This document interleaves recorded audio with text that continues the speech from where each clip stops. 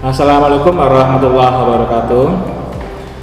Perkenalkan, nama saya Abta Setiawan dari SMKS Al-Falah Pemalang. Saya peserta calon guru penggerak angkatan 7 dari Kabupaten Pemalang. Kali ini saya akan melakukan wawancara terkait dengan tugas demonstrasi kontekstual modul 3.1 terkait dengan pengambilan keputusan. Kali ini saya sedang bersama dengan Bapak Abdul Ghafar selaku Waka Kurikulum di SMKS Al-Falah Pemalang. Bapak di sini sudah berapa tahun, Pak? Sudah hampir tadi dari 2004, sekarang 2023. Nggih. Berarti hampir 19 tahun. Itu untuk masa kerjanya, nggih. Masa kerja. Tapi kalau terkait dengan tugas tambahan Bapak sebagai Waka Kurikulum mulai tahun berapa, nggih? Untuk tugas tambahan sebagai kurikulum itu mulai 2009 sampai sekarang. sampai sekarang, Pak. berarti sudah hampir 14 tahun. Iya, Pak. Ini kebetulan tadi saya ke ruang kepala sekolah untuk menyampaikan izin terkait dengan wawancara ini. Cuman beliau sedang ada acara kejelasan, Pak, di luar. Dan melalui WA disampaikan bahwa dapat dilakukan dengan Pak Ghafar. Jadi kali ini saya wawancara dengan Bapak. Siap. Iya, Pak. Ini, Pak, sekarang saya ada di tahap modul 3.1, Pak. Jadi di modul ini saya mempelajari bagaimana seorang pemimpin dalam tahap-tahap dalam melakukan pengambilan keputusan, Pak. Jadi ada dua kasus, Pak. Kalau di sini ada yang namanya dilema etika dengan rujukan moral, Pak. Kalau dilema etika itu ketika seorang pemimpin harus mengambil keputusan, itu pilihannya itu baik sama baik, Pak. Tapi kalau rujukan moral itu ketika pilihannya baik dan buruk. Berdasarkan dari pengalaman Pak Ghafar selama bekerja di sini dan mendapat tugas tambahan kurikulum, ada nggak yang bisa Bapak ceritakan ketika Bapak mengalami dilema etika dan itu bagaimana, Pak, ceritanya, Pak? Gitu, Pak. Oke, terima kasih. Tentu ketika kita mendapatkan sebuah tanggung jawab, misalkan saya sendiri sebagai kurikulum, tentu kadang kita dihadapkan sebuah persoalan-persoalan yang persoalan itu sebenarnya semuanya baik, tapi kita sebagai salah satu yang berkepentingan atau pemangku kebijakan tentu harus teliti, harus jeli agar sesuatu yang baik itu, misalkan ada dua persoalan yang baik itu bisa terlaksana dengan baik, tapi tidak merugikan atau tidak mengganggu esensi dari sebuah pendidikan. Misalkan saya ambil contoh, misalkan di SMK tentu untuk peningkatan sumber daya manusia itu kadang ada istilah magang guru, apalagi kita kecenderungan magang guru itu sangat dibutuhkan untuk peningkatan kualitas dari Bapak Ibu guru tersebut. Di sisi lain, proses pembelajaran itu juga harus dilaksanakan. Belum lagi di sekolah kami atau sekolah kita itu kebetulan Bapak Ibu gurunya itu ngajarnya full. Jadi ketika Bapak Ibu guru itu misalkan meninggalkan walaupun misalnya persoalan magang, tentu dilemanya itu adalah meninggalkan anak-anak di sekolah. Belum lagi guru produktif yang memang mengampu cukup banyak secara jamnya. Sehingga dari situ kita nanti otomatis harus memilah-milih agar bagaimana proses KKM di kelas juga tetap berjalan, tetapi untuk peningkatan sumber daya manusia sebagai gurunya juga tetap berjalan. Jadi untuk dilema etika yang pernah Pak Ghafar alami itu adalah ini, Pak, ya, ketika ada guru yang di sisi lain dia harus meningkatkan potensinya, langkah industri, cuma nanti imbasnya adalah KPM di kelas yang menjadi terkendala, Pak. Nah, ketika ini terjadi, Pak, bagaimana Pak Ghafar melakukan pengambilan keputusan sehingga guru tersebut itu tetap bisa magang, namun juga KPM-nya tetap bisa berjalan, Pak. Maksudnya bagaimana langkah-langkah atau pertimbangan Pak Ghafar dalam memutuskan guru tersebut untuk boleh magang, Pak, misalnya. Oke, terima kasih. Jadi sejauh ini tentu kadang kita dihadapkan pada persoalan yang betul dilema itu. Okay. Tapi di sisi lain memang kita harus ada upskilling buat bapak ibu guru kita sehingga kualitasnya terjaga. Sehingga langkah-langkah yang saya ambil, bagaimana magang bisa terus berjalan, proses kegiatan berjalan, nanti biasanya kita karena biasanya magang itu kan minimalnya kalau salah itu ya minimal sebulan, minimal sebulan, kadang bisa sampai 3 bulan, sehingga nanti kita mensiasati mengambil waktu-waktu tertentu, contoh misalkan pas menjelang kegiatan tengah semester. Kegiatan tengah semester itu kan kadang sekitar seminggu, kemudian seminggu sebelumnya biasanya ada ulangan terstruktur ya, walaupun di guru mereka sendiri sekarang aja emang sebenarnya sudah tidak ada ulangan yang bareng-bareng, tapi karena satu hal kita biasanya tetap ada penjadwal bareng ya, melaksanakan kegiatan bareng, sehingga pas saat itu kita bisa memberangkatkan guru untuk magang. Ya, itu misalkan 2 minggu, sehingga nanti 2 minggu berikutnya karena kita sebulan, otomatis nanti kita fasilitasi dengan dibantu nanti oleh guru tingkat atau guru TK nanti dengan moda daring itu untuk proses belajarnya seperti itu. Kemudian ini Pak, manakala magang tersebut sedang berjalan, ya. Kemudian di tengah perjalanan ternyata kok setelah dievaluasi KBM-nya lebih banyak tidak terurusnya.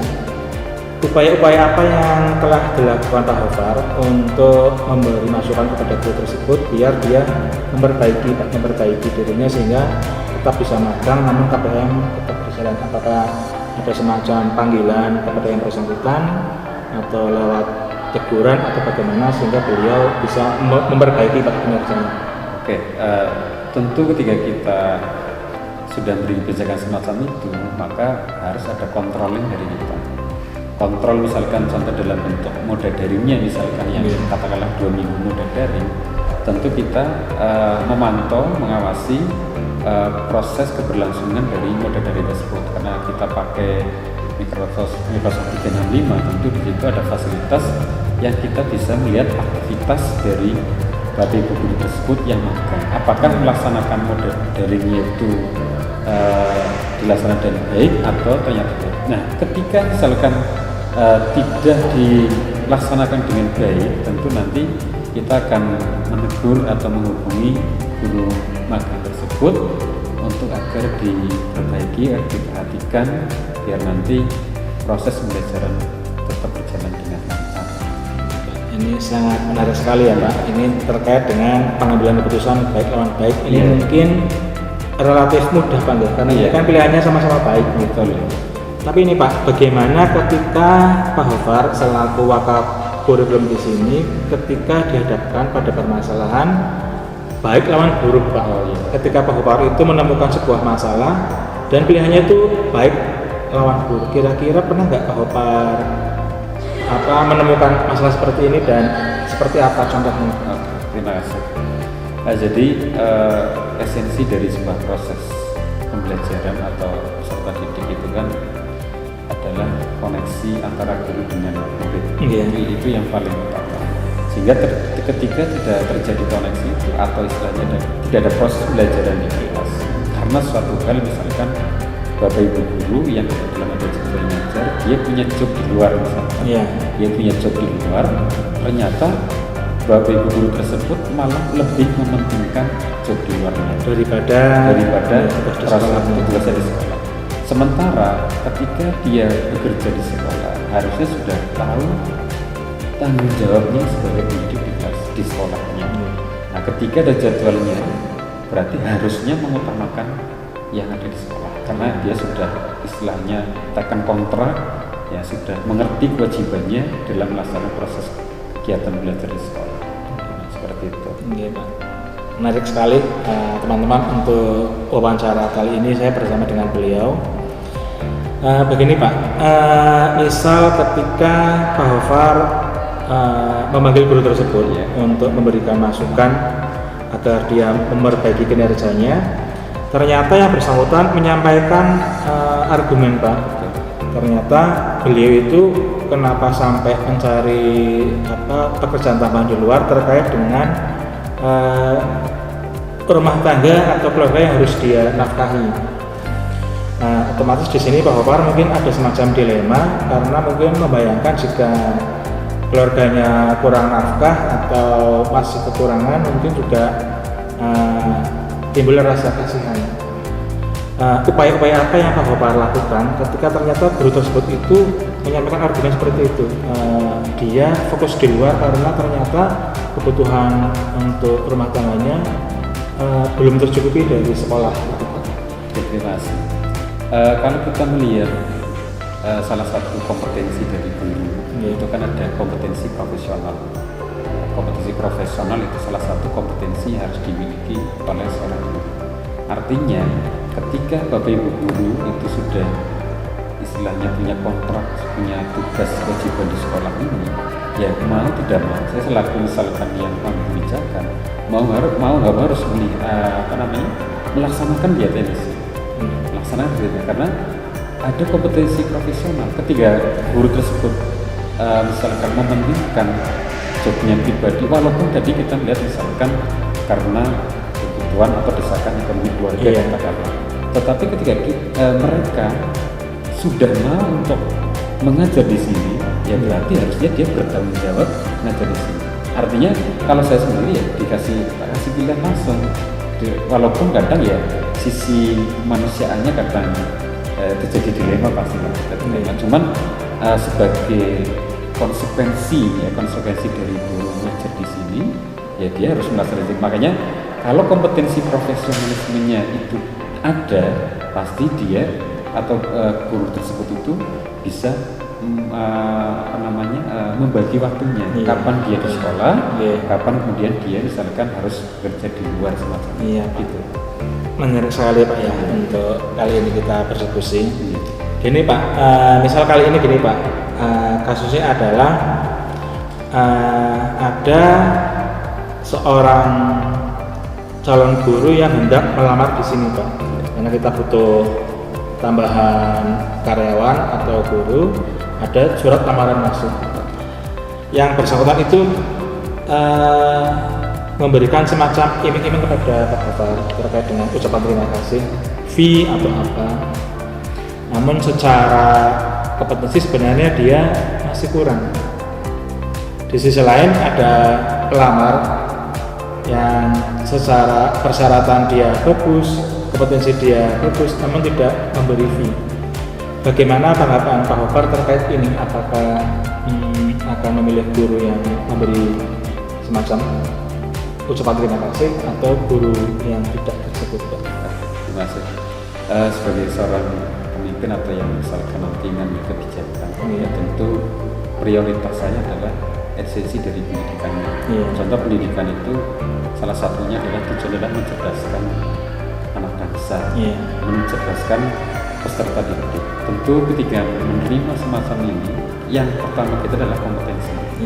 Kompetensi yang nanti ketika dalam proses pembelajaran mereka bisa sampaikan ke anak karena dia punya kemampuan atau punya kompetensi. Nah, persoalan misalkan tadi harus memilih mana, kalau saya tetap harus memilih yang punya kompetensinya, punya kompetensi, dia istilahnya memenuhi syarat lah sebagai seorang guru. Walaupun misalkan tadi iming-iming, mungkin kalau kita mikirnya sesaat, mungkin tidak terima kalau mikirnya saat, tapi kan sebagian harus mikirnya jangka panjang, harus memikirkan secara komprehensif menyeluruh, sehingga tentu prioritas utamanya adalah kompetensi. Itu pengalaman saya, termasuk tiga ada Bapak Guru, jangankan masalah kompetensi, ketika Bapak Guru itu sudah mau lamar di sini dan ternyata dia sudah ada pekerjaan, pasti saya tawarkan mau fokus di sini atau mau di luar. Oke, terima kasih Pak. Ini Pak, yang terakhir kalinya Pak, dari selama Pak Hopar bekerja di sini dan mendapat tugas tambahan sebagai wakil kurikulum, tantangan terberat atau masalah terberat yang mungkin bisa Pak Hopar bagikan kepada saya itu ketika Pak Hopar menangani sebuah masalah apa, dan bagaimana langkah-langkah Pak Gofar untuk menyelesaikannya, mungkin bisa Pak Gofar ceritakan yang berberat yang pernah Pak Gofar alami. Oke, jadi saya kembali ke pendidikan. Pendidikan adalah sebuah proses pembelajaran. Tentu di situ harus ada guru dengan peserta didik. Yang saya hadapi emang yang namanya mengatur orang. Ketika kita sistem pendidikan itu ada itu yang saya hadapi. Ketika misalkan guru tidak masuk kelas, guru tidak melaksanakan kegiatan belajar mengajar, itu yang tantangannya di situ. Sementara kadang apalagi saya selaku kurikulum, kadang sudah saya tegur, kemudian malah mungkin karena power nggak begitu terlalu kuat, tapi sudah saya tegur, tapi tetap semacam itu. Artinya saya udah berusaha untuk mengajak teman-teman tentang kaitannya dengan tanggung jawab terhadap peserta didik, harus memberi pelayanan peserta didik, tetapi mereka yang ada semacam itu lalu berulang kali, misalkan diulangi kelas hal yang sama, tidak masuk kelas, itu yang sampai istilahnya bukan sampai hari ini pun kadang yang masih kita mencoba cari formulanya untuk yang paling tepat untuk itu menurut saya tantangan, karena itu tadi kita lebih ke inti dari pendidikan kan koneksi antara guru dengan Demikian teman-teman untuk sesi wawancara saya kali ini bersama Bapak Abdul Ghaffar selaku Wakil Kurikulum di SMKS Al-Falah Pemalang. Kita dapat belajar, kita dapat mengambil ilmu atau pengalaman yang telah Pak Ghaffar lakukan selama ini dalam menyelesaikan kasus-kasus baik terkait dengan dilema etika ataupun bujukan moral. Semoga dari wawancara ini saya pribadi sebagai calon guru penggerak juga dapat belajar dari beliau dan dapat menerapkannya dalam kehidupan sehari-hari. Sekian dari saya. Wassalamualaikum warahmatullahi wabarakatuh. Assalamualaikum warahmatullahi wabarakatuh. Perkenalkan, nama saya Abdul Setiawan dari SMKS Al-Falah Pemalang.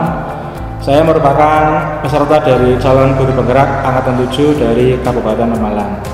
Kali ini saya sedang belajar pada modul 3.1 terkait pengambilan keputusan.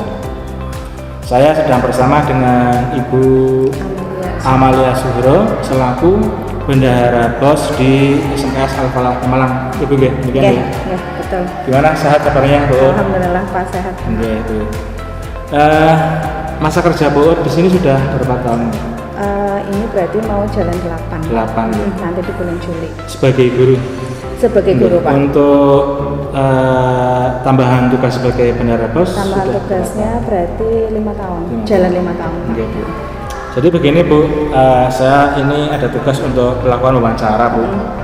Tadi sudah dengan Bapak Abdul Ghaffar mewakili kepala sekolah terkait dengan kebijakan di sekolah secara umum. Kali ini saya ingin belajar bagaimana bendahara BOS itu dalam mengambil keputusan terkait dengan keuangan sekolah. Jadi di modul ini ada yang namanya dilema etika Bu. Itu ketika seorang pemimpin atau seorang guru itu mengambil keputusan pilihannya baik lawan baik gitu. Jadi dua-duanya itu baik dan kita harus ambil satu gitu. Iya, betul. Ini selama bekerja itu pernah nggak sih ngalami kayak gitu, menemukan masalah yang itu pilihannya sama-sama baik tapi kita harus milih satu gitu? Pernah nggak Bu kayak gitu? Pernah Pak, sering malah. Sering ya? Iya. Bisa diceritakan Bu contohnya apa, terus bagaimana Bu menanganinya gitu? Contohnya kayak kemarin ya Pak, untuk bangunan misalnya. Yeah. Untuk bangunan itu kadang kita memang vendornya itu ada yang baru dan ada yang memang sudah lama di sini. Sudah mitra. Sudah mitra ya, bukan lama di sini, tapi sudah mitra dan kita sudah tahu seperti itu. Tapi karena kita melihat memang dari mungkin persaingan harganya Pak. Di situ satu kita melihat dari persaingan harga antara yang lama dan baru, karena memang kita nyari vendor yang memang benar-benar satu kualitasnya bagus dan harganya memang sudah bisa bersaing. Seperti itu Pak.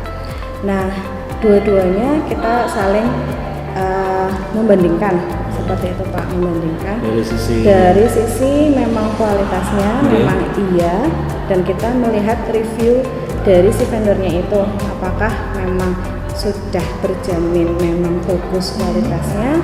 Dan memang kita yang kedua adalah kita mencari harga yang memang sangat bersaing Pak. Kalau misalkan memang harganya sangat bersaing, ya kita memang memilih untuk vendor tersebut walaupun baru, ya. Tapi semuanya memang kita ajukan dulu ke penanggung jawab Pak, selaku kepala sekolah di situ. Kita mengajukan dulu untuk perbandingannya seperti itu dengan kualitas dan harganya yang sama-sama mungkin serbat bersaing, dan mungkin kualitasnya memang bagus semuanya, tapi dengan harga bersaingnya itu memang agak bersaing gitu. Maksudnya ada perbedaan harganya dari segi harganya itu. Tapi semua keputusannya memang balik lagi sih Pak, kepala sekolah. Ini Bu, misal dalam perjalanannya Bu, kedua vendor itu kan bersaing ingin menjalin kerjasama ketika sekolah sudah ada kegiatan pembangunan. Ternyata dalam perjalanannya ada vendor yang biar dia itu deal kontraknya semacam memberikan kayak ucapan terima kasih gitu Bu. Misal parcel atau bentuk fee. Bagaimana pandangan Bu terkait dengan hal demikian? Apakah itu hal yang lumrah biasa saja atau itu sesuatu hal yang menyimpang menurut Bu? Kalau dari pribadi saya ya Pak, kalau dari pribadi saya sendiri itu sebenarnya kalau dalam hal vendor memberikan sesuatu ke sekolah nih, terutama ya bukan ke pribadi secara langsung, itu hal yang lumrah Pak. Tidak, kalau menurut saya tidak menyalahi atau menyimpang. Tapi itu Pak, balik lagi memang untuk fee itu memang untuk kebutuhan sekolah lagi, maksudnya bukan untuk kepentingan pribadi atau perseorangan atau gimana. Gitu. Kalau menurut saya sih itu sih Pak. Ini Bu, dalam perjalanannya Bu sebagai bendahara pos, apakah upaya-upaya yang telah dilakukan Bu terkait dengan dilema etika yang dialami itu sudah berjalan efektif? Atau terkadang masih ada kendala, mungkin bisa diceritakan prosesnya bagaimana? Kalau ada kendala memang banyak Pak, banyak kendala karena kita kalau melihat di lapangan memang banyak permasalahannya Pak, terkait dengan mungkin keuangan juga. Kita harus membagi-bagi biar sama-sama jalan seperti itu sih. Ini misal gini Bu, misal kasusnya berubah ini Bu, misal ini menjadi bujukan moral di mana seorang pemimpin atau guru itu mengambil keputusan baik melawan buruk, kalau kan baik lawan baik. Mungkin ada yang bisa diceritakan dari Bu pengalaman ketika ada dua pilihan baik lawan buruk, dan bagaimana Bu dalam hal penanganannya sehingga akhirnya mengambil keputusan tersebut, mungkin bisa diceritakan. Kalau untuk mengambil keputusan yang baik dan buruk kalau saya biasanya itu kalau saya memikirkan dulu Pak efeknya ke depannya, gitu. Jadi efek ke depannya kalau misalkan memang itu sangat urgent dan memang sangat perlu, memang saya ngambil keputusan itu, keputusan yang baiknya seperti itu. Dan memang itu harus diprioritaskan terlebih dahulu. Terima kasih buat untuk waktunya Bu. Mohon maaf telah mengganggukan. Enggak apa-apa Pak. Demikian teman-teman untuk sesi wawancara saya kali ini bersama dengan Ibu Amalia Sugro selaku bendahara pos di SMK Al-Falah Pemalang. Semoga dari wawancara ini kita bisa belajar banyak dari beliau bagaimana cara mengambil keputusan terkait dengan keuangan di sekolah. Demikian, terima kasih untuk perhatiannya. Wassalamualaikum warahmatullahi wabarakatuh. Assalamualaikum warahmatullahi wabarakatuh. Perkenalkan, nama saya Okta Setiawan dari SMKS Al-Falah Pemalang. Saya calon guru penggerak angkatan 7 yang pada hari ini akan melakukan wawancara terkait tugas demonstrasi kontekstual modul 3.1 dengan tema pengambilan keputusan. Kali ini saya sedang bersama dengan Ibu Aya Sofiani dari SMP Negeri 1 Moga. sehat Bu Aya? Ya, alhamdulillah sehat. Bu Aya di sini guru mapel apa? IPA. Sudah berapa tahun di sini? Dari 2009. 2009. Untuk tugas tambahannya sebagai? Tugas tambahan sekarang dari 2016 sebagai bintang bos. Oke. Berarti untuk kali ini tema kita adalah pengambilan keputusan dalam bidang keuangan di sekolah. Bu Aya, dalam keseharian Bu Aya bekerja terkait dengan tugas tambahan sebagai bendahara bos, itu pernah nggak mengalami dilema dalam pengambilan keputusan, terutama ketika harus berhadapan dengan kepala sekolah atau dengan rekan sejawat? Ya, sering sekali. Jadi ya namanya kaitannya dengan keuangan itu kan kompleks, kompleks sekali. Kemudian hampir di semua bidang, itu terkait dengan keuangan. Ya, misalnya mau contoh contohnya misalnya yang hampir setiap tahun saya alami itu terkait dengan pemberian honor pada PTT. Nah itu kan di aturannya itu kan untuk guru hanya yang masuk di Dapodik dan memiliki NIPTK yang boleh menerima dari honor bos ya. Nah padahal beberapa tahun ini ada beberapa guru yang pensiun dan belum mendapatkan ganti baik dari PNS maupun dari P3K, sehingga sekolah kami harus tetap istilahnya mempertahankan mengambil guru lain walaupun guru itu belum terdaftar di Dapodik maupun di NIPTK. Nah kalau secara aturan itu kan memang guru itu tidak boleh di honor, tetapi apa yang mungkin mengajar menunaikan kewajibannya tidak diberikan haknya seperti itu.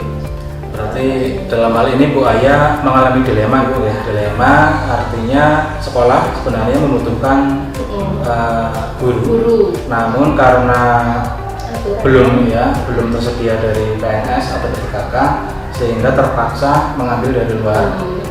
Dengan keadaan guru tersebut belum terdaftar di Dapodik dan NIPTK. Resikonya adalah ada kemungkinan yang bersangkutan tidak menerima honor. Dalam keadaan demikian, bagaimana Bu Aya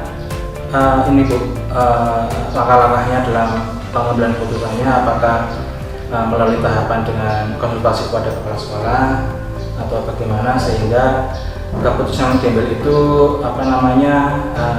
dapat diterima oleh mereka?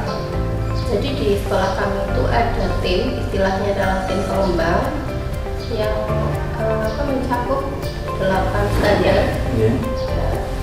Jadi setiap kebijakan atau apa itu mesti dibicarakan dulu di tim pengembang tersebut. Jadi nanti ada masukan, ada apa dan sebagainya, dan nanti keputusan diambil yang terbaik.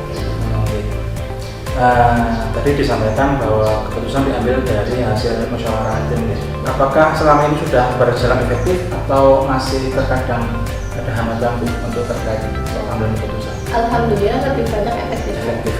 Karena terwakili oleh 8 standar itu, jadi setiap ada kebijakan apa mesti sudah pada tahu seperti itu. Jadi tidak ada pengambilan keputusan istilah kayak sepihak atau karena saya bagian yang pegang uang akhirnya saya sendiri gitu, enggak. Jadi sudah ada timnya, jadi segala sesuatu mesti dibicarakan itu. Ini kebetulan kan masalah yang dihadapi adalah masalah tadi yang berhubungan dengan honor untuk GTP. Tapi mungkin ada masalah lagi Bu yang dapat contohkan kepada saya terkait pengambilan keputusan. Mungkin ketika ada 2 guru yang maju kepada Bu Aya terkait dengan pengajuan bos dan dua-duanya sama-sama program sekolah. Namun Bu Aya harus milih salah satu karena mungkin pada waktu itu dana bosnya hanya mengcover satu kegiatan. Itu bagaimana Bu Aya dalam mengambil keputusan? Jadi gini, segala sesuatu itu dilihat jadi detail. Mungkin dari segi lebih urgent yang mana lebih lebih yang paling butuh itu yang mana dari dua guru tersebut itu gitu. Terus sasaran efektifnya apa tidak, misalkan dua lomba gitu ya. Nanti dilihat dulu dari kedua itu potensinya yang lebih itu yang mana, seperti itu. Jadi misalkan mengirimkan peserta lomba itu kan, nah nanti dua-duanya dilihat dulu yang kira-kira potensi lolos itu yang mana gitu. Gitu. Kalau misalnya memang dana yang dibutuhkan 2 tetapi hanya tersedia 1, jadi salah satu seleksinya seperti itu. Jadi yang berpotensi istilahnya maju itu yang mana. Kalau yang masih kira-kira kurang mungkin dipending dulu. Ini dari penjelasan Bu Aya, ini kalau saya karena artinya ada satu guru yang mungkin kecewa atau mungkin mungkin dia harus mengalah dulu nih. Bagaimana cara Bu Aya untuk menyampaikan kepada guru tersebut itu biar secara perasaan juga dia legowo, artinya dalam jangka panjang tidak menimbulkan kelas. Jadi gini, kan di sekolah ini juga sebenarnya ada kesiswaan dan sebagainya. Kalau misalnya kaitannya dengan lomba itu nanti dari kesiswaan juga ikut menyeleksi. Jadi misalnya itu selalu ditampilkan dulu, misalkan satu nyanyi, satu apa gitu lah. Kira-kira yang lebih berpotensi itu yang mana seperti itu. Jadi memang istilahnya terbuka, tidak istilahnya saya lebih dekat ke ini, yaudah ini aja gitu enggak. Saya sudah dapat 2 kasus dari Bu Aya yang bisa saya pelajari dalam pengambilan keputusan Bu. Cuman gini Bu, dalam modul 3.1 yang saya pelajari itu ada yang namanya bujukan moral Bu. Jadi terkadang seorang bendahara itu terkait dengan pendanaan, misal kita mau belanja dan kita ada 2 vendor yang datang ke sekolah dan menawarkan. Ada satu vendor yang sudah lama gitu, dan dia ngasih fee kepada Bu Aya dengan harapan sekolah akan belajar kepada yang bersangkutan. Namun ada vendor lain yang baru nih, dan dia tidak ngasih apa-apa. Cuman secara kualitas barang mungkin atau secara harga lebih bersaing sebenarnya. Cuman dia baru dan dia tidak ngasih fee apa-apa ke sekolah. Apakah dalam hal ini bagaimana Bu Aya dalam menangani? Nah, sekali lagi untuk keputusan itu mesti disampaikan dulu di tim itu. Jadi nanti keputusan itu hasil sama-sama ambilnya yang mana. Gitu. Dalam ini Bu, tadi 8 tim tersebut, apakah ada semacam jadwal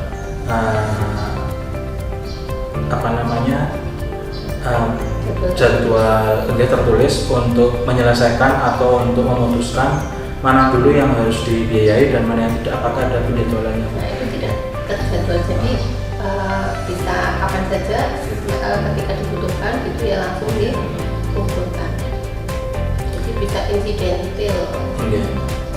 Kalau menurut Bu Aya, apakah dengan baca seperti itu akan menjadi lebih mudah atau justru akan semakin membuat lama itu Bu pengambilan keputusan Bu ketika harus melewati dengan tahapan? Ya semua ada plus minusnya, tapi lebih baik seperti itu karena terkait dengan setelah itu jangka panjangnya. Kalau misalnya istilahnya pengambilan keputusan cepat, guru-guru itu juga kadang di belakangnya itu tidak baik. Betul. Ini Bu, misal terkait dengan tadi honor guru yang DTT atau guru yang belum tetap di sini, mereka memiliki keluarga yang harus ditanggung. Dalam konteks misal yang bersangkutan sakit terlalu lama gitu Bu, yang menyebabkan yang bersangkutan itu menjadi jarang masuk sekolah. Namun ketika harus jatuh tanggalnya pembayaran gaji, bagaimana dengan pertimbangan Bu Aya terkait dengan guru-guru yang demikian? Apakah dilaporkan langsung kepada kepala sekolah biar ditegur, atau Bu Aya secara pribadi menemui yang bersangkutan terlebih dahulu untuk memperbaiki kinerjanya? Ya, selama ini alhamdulillah tidak ada ya. Cuma ketika cuti sakit atau apa ya, hanya ketika waktunya tidak terlalu panjang ya, misalnya berapa hari itu yang masih wajar ya. Ya untuk teguran ya tetap masih ada teguran. Ketika saya memberikan honor kan tiap bulan diberi itu. Kadang saya ingatkan untuk tugas-tugasnya seperti apa. Disampaikan juga ke kepala sekolahnya, dan ketika kepala sekolahnya kemungkinan lebih enak seperti itu menyampaikannya, karena tetap keputusan tetap di kepala sekolah gitu. Kalau saya kan hanya istilahnya jubaya sebenarnya ya, jadi sebenarnya keputusan itu tetap di kepala sekolah. Untuk ini Bu, vendor-vendor yang ada terkait misal ini Bu, disita sekolah atau sponsorship PPDB, itu pengelolanya bagaimana Bu untuk yang ini? Kalau yang itu koperasi. Jadi di SMP-nya tidak. Yang terakhir Bu Aya, ini terkait dengan integritas Bu Aya sebagai seorang guru sekaligus bendahara POS. Bagaimana Bu Aya meyakinkan kepada rekan-rekan sejawat bahwa Bu Aya itu berintegritas, bahwa Bu Aya itu memiliki komitmen untuk memisahkan keuangan sekolah dengan pribadi. Itu bagaimana bentuk Bu Aya itu dalam melakukan hal demikian? Jadi di saya itu kan ada buku kas harian, itu terbuka. Saya siapa saja yang mau tahu pengeluaran siapa saja ya monggo seperti itu. Jadi saya tidak ada yang ditutup-tutupi. Untuk pelaporannya apakah hanya pada kepala sekolah atau ada semacam forum? Ada ke kepala sekolah, terus ke dinas, kan tiap bulan. Rutin tiap bulan. Terima kasih Bu Aya untuk waktunya. Dari wawancara kali ini saya bisa belajar mengenai bagaimana seorang bendahara POS dalam pengambilan keputusan sehingga dapat bermanfaat untuk sekolah. Semoga apa yang kita bicarakan pada hari ini itu bisa bermanfaat untuk kita. Demikian wawancara saya dengan Bu Aya dari SMP Negeri 1 Moga terkait dengan pengambilan keputusan di bidang keuangan di SMP Negeri 1 Moga. Semoga pada kegiatan berikutnya dapat lebih bermanfaat lagi. Terima kasih. Wassalamualaikum warahmatullahi wabarakatuh. Assalamualaikum warahmatullahi wabarakatuh. Kali ini kita masuk pada sesi refleksi. Saya akan melakukan refleksi hasil wawancara dengan 3 orang yang telah saya lakukan pada hari kemarin. Yang pertama, saya melakukan wawancara dengan beliau Bapak Abdul Ghaffar selaku Waka Kurikulum di SMKS Al-Falah Pemalang. Dalam kesehariannya beliau juga menggantikan kepala sekolah manakala yang bersangkutan sedang dinas luar kota. Permasalahan yang disampaikan oleh Bapak Abdul Ghaffar adalah ketika ada guru kejuruan atau guru produktif yang mendapat undangan untuk mengikuti diklat upskilling dan reskilling guru SMK. Dalam pelaksanaannya, diklat tersebut berlangsung kurang lebih 3 bulan, 2 bulan secara daring dan 1 bulan secara tatap muka atau magang industri. Dalam pelaksanaannya, dari kegiatan tersebut menyebabkan KPM yang menjadi tanggung jawab guru tersebut menjadi terbengkelai sehingga harus digantikan oleh guru yang lain.